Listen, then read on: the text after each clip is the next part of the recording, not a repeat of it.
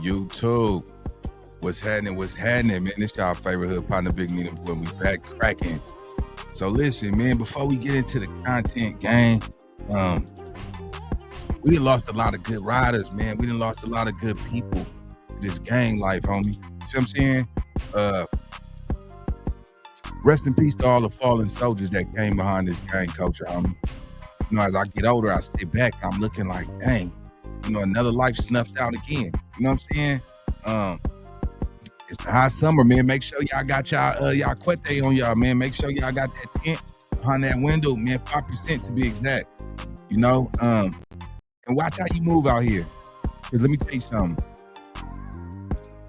When you chase the money and you end up getting money, and everybody that you cool with, you hang with, you run with, they not getting no money, you become their number one enemy.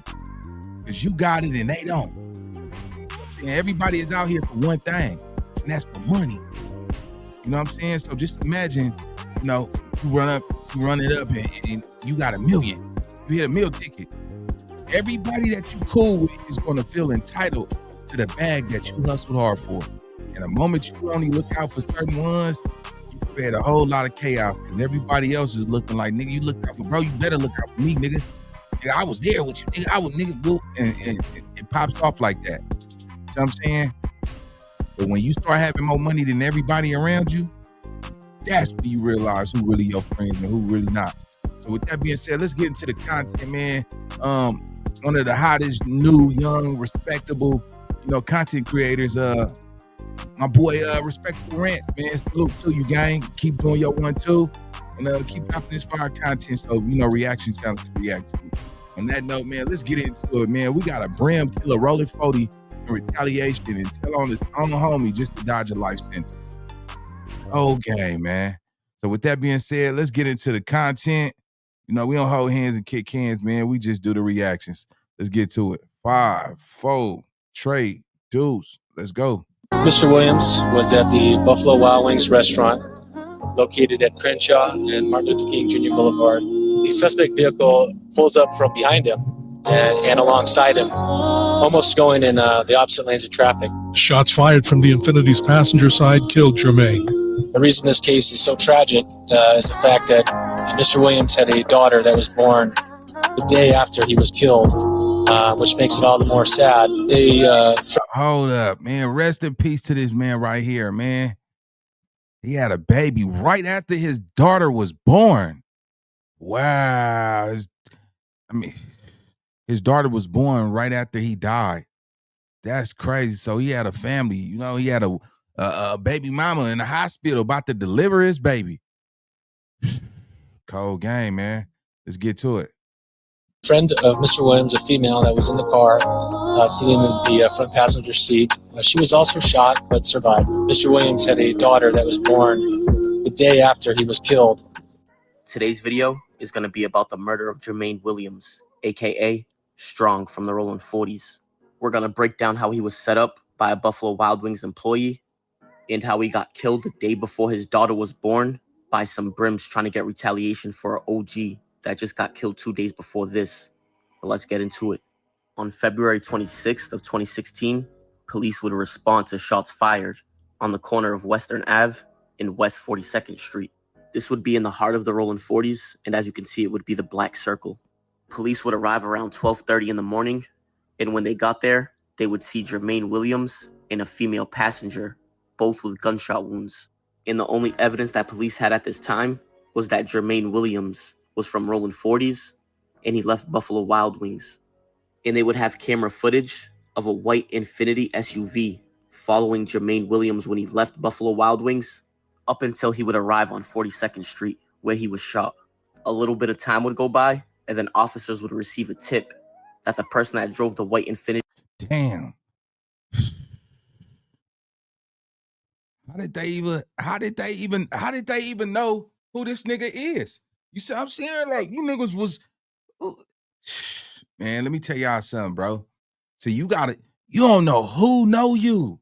You don't know who know you, gang. Real talk, you niggas, man, be careful out here, because nigga, you out here popping that shit, but it's somebody who know you, and it's from the other side. You know what I'm saying? One phone call. Yeah, that nigga up here right now. Yeah. Come up here, nigga. Come fuck that nigga shit off. Yeah, nah, nigga, come fuck that nigga shit off. Yeah. Nah, not up here, nigga. Yeah, wait till he leave. Nah, don't do it where I'm at. That type of shit. You see what I'm saying? Niggas is following niggas home, gang. Let's go. Infinity SUV would be Baby Stretch from Fruittown Brims.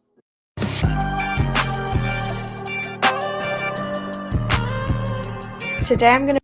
The Fruittown Brims would share a border with the Rollin 30s and be close to the Rollin 40s.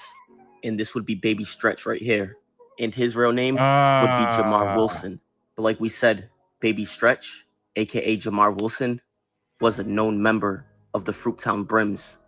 And the OG that he lost would be Kenneth Durden. And he was killed on February 23rd of 2016. He was killed in Harvard Park, which police say is a stronghold for the Brims. And as you can see at the bottom, Baby Stretch was even there when they killed his OG.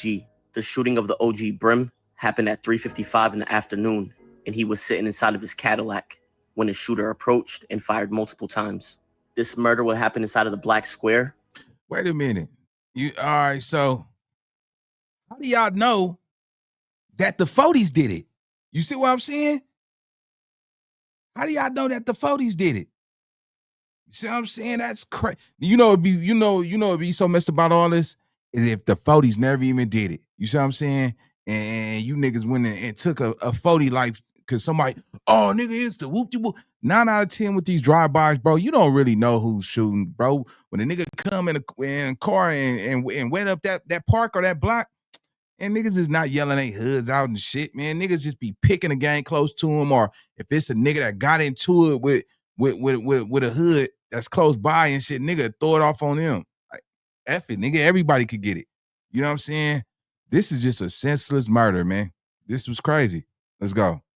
But as you can see, all of the murders that happened around that area, in that whole area, would be home to the Six Deuce Brims. But like they said, it would be a stronghold for all the Brims, like the Fruit Towns and the VNGs. A memorial for the OG would be held 2 days after his death, and Baby Stretch would attend, and somebody named Baby Nut would tell him to go to Buffalo Wild Wings. In that same exact night, Baby Stretch would get a text from somebody saying don't get caught up in your emotions about the OG, and they would pretty much beg him to not hop in a car and go get caught up. Police would say that was a reference to a plan to go kill Jermaine Williams, who was a Rollin 40. Police would then say he ignored that advice and picked somebody up named Montel Egan's, who was a part of the group. And Wilson, who was Baby Stretch, knew that Egan's had a gun. Jermaine Williams, who would be the one from Rollin 40s, would be at the restaurant eating with his girlfriend. That's when a Buffalo Wild Wings employee would call Baby Stretch and the Brims and tell him to come to the restaurant. They would then pull up 3 cars deep, and the video footage would show only somebody at the Buffalo Wild Wings and they made a play on that man. They employee? God damn. That's crazy, man. That's crazy, bro. That is absolutely crazy. Man, y'all didn't mess around and let a employee. Crazy work. Now, I'm assuming shit, she's probably in jail behind this shit too. Who told that the female gave up the info on this young man who lost his life? Come on. It had to be somebody who's actually being charged for the crime. Because wouldn't nobody else know? Let's go. Baby Stretch went into the restaurant. He didn't order drinks or talk to anybody. He just walked in and walked past Jermaine Williams, who was the dude from Rollin 40s. He was in there for less than 15 minutes, and they didn't say anything to each other. Video footage would then show Baby Stretch and all the Brims outside waiting for Williams to leave Buffalo Wild Wings. That's when they would follow him right away. They would say the shooter was Montel Egan's, who was hanging out the back window. And at first, when Baby Stretch was arrested, he would tell the police that he didn't own the Infinity and he wasn't present for the shooting. The police would then interview Baby Stretch again, but this time they would play video and audio of Baby Stretch's girlfriend saying that was Baby Stretch's Infinity. He would later admit that was he his did own the girlfriend. Infinity, but he would claim that he let Montel Egan's borrow it and his cell phone was in the car.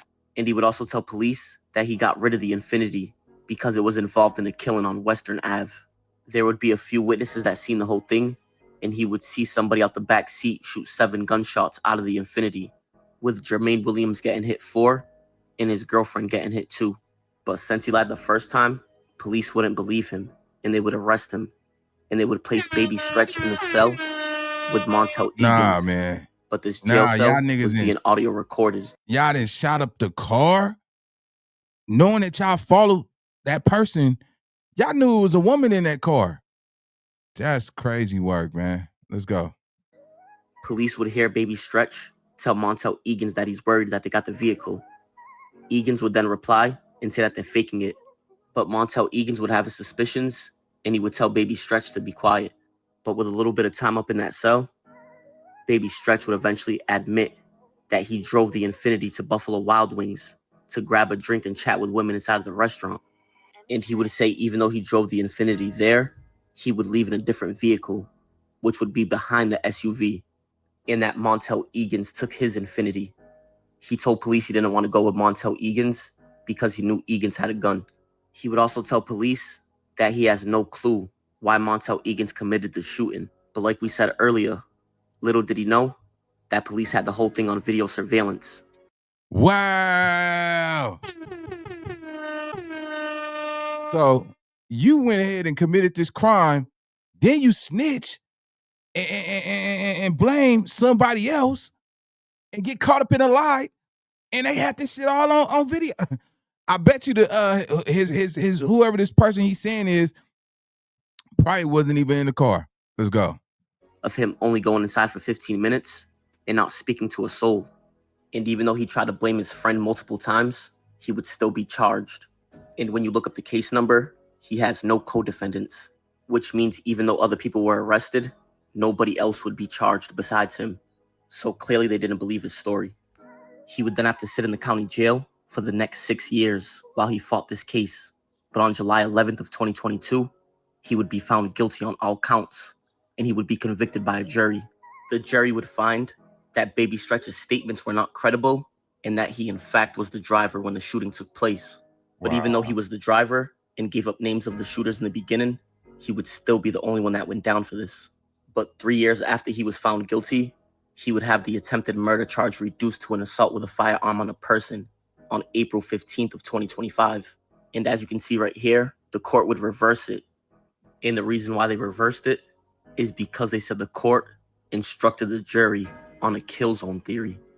A kill zone theory is a legal concept related to attempted murder charges, where a defendant might be charged with attempted murder of individuals in the vicinity of the primary target, even if those individuals weren't the target themselves. And since the DA told the jury what that was, they were able to reverse it. But either way, they would give him 25 years to life for the murder. In the other 2 counts, he would be able to run them concurrent. Baby Stretch has been incarcerated since 2016, and he was arrested at the age of 30, but he's eligible for parole in August of 2035. And like we said, even though Baby Stretch tried to tell on everybody, this right here would be the search results when you look up Montel Egan's, who Baby Stretch would name multiple times through his interrogation. But as you can see right here, Montel Egan's would not be in custody. But rest in peace to Jermaine Williams, and I'm sending my condolences and love to his family, his friends, and his daughter who was born a day after he was killed. But that's going to wrap it up for this video. And All right, man. Rest in peace to that young man who lost his life. Baby Stretch, you didn't told on one of your homeboys trying to put the murder on them. Is not cool. Not cool, man. Not cool. Now you sitting up in jail with that stain on your name, man. And it's crazy because you got convicted 25 to life. All right, y'all. Y'all drop your opinions in the comment section. Let me know what y'all think. And I'll see y'all on the next video. And we out this thing. Let it go.